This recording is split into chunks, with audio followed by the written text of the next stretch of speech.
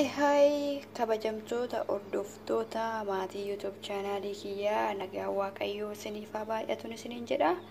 Har'as viidiyoo haaraa tokko qabadhee isinitti deebi'ee jira jechuudha. Har'a immoo fuula kiyya kan inni dibadhu qopheeffadhee jira jechuudha. Asitti kan argaa jirtan dinnicha faaqee jechuudha. Haala kanaan qopheessee jira jechuudha. Dinnicha tokko faaqee jechuudha. Isin lamas faaquu ni dandeessu.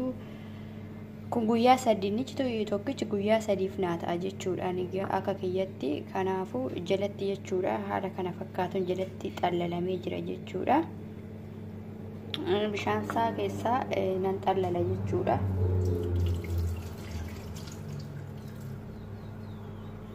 Kunoo haala kana fakkaatuun bishaan isaa gubbaarraa xallalee jalatti wanti maankaa tokko ta'u wayii jalatti naafee jira jechuudha. Kanatti maaltu na barbaachisa kan jedhu irdii maankaa tokko na barbaachisa jechuudha. Kun akkuma argaa jirtan kun irdiidha.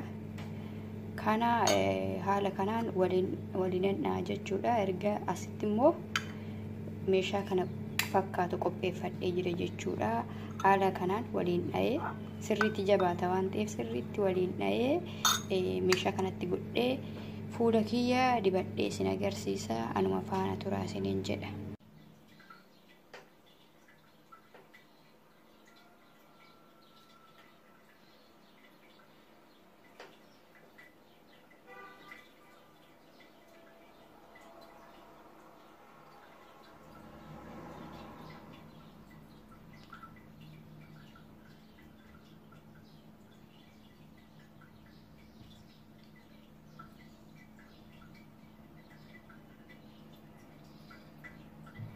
Kun haala kana fakkaatuun akkanatti dibattanii daqiiqaa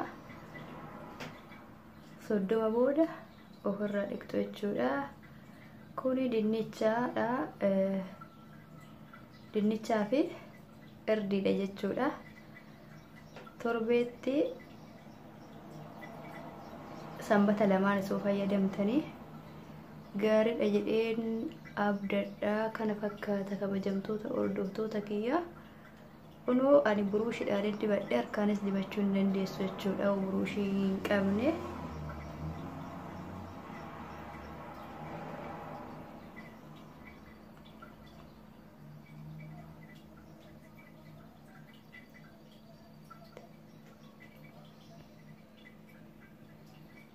Shaaworiitti dibachaa jira jechuudha.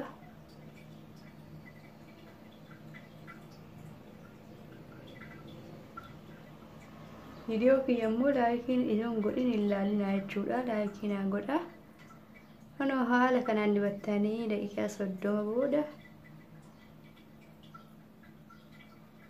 ofirraa qulqulleessitu jechuudha. Baay'ee tokko gaariidha fuula fi